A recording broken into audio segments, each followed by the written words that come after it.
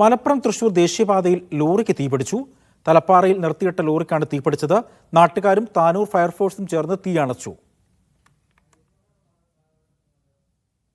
യൂനസ് ഉണ്ട് വിവരങ്ങൾ നൽകാനായി. യൂനസ്, ഇതെങ്ങനെയാണ് തീ പടർന്നത്? ഇതുമായി ബന്ധപ്പെട്ട് ലഭിക്കുന്ന വിവരങ്ങൾ എന്താണ്?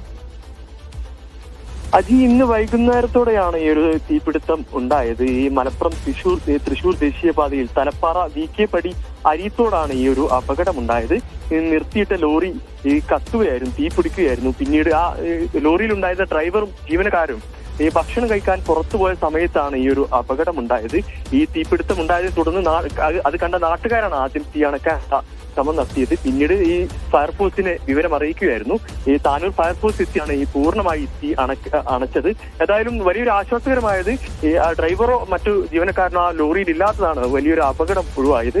മറ്റു കാരണങ്ങൾ എന്താണ് തീ പിടിക്കാനുള്ള കാരണമെന്ന് കൂടുതൽ കാര്യങ്ങൾ വ്യക്തമായിട്ടില്ല. ഏതായാലും വലിയൊരു അപകടമാണ് ഒഴിവായത്. അജി, ശരി, യൂനസ് ആണ് വിവരങ്ങൾ നൽകിയത്.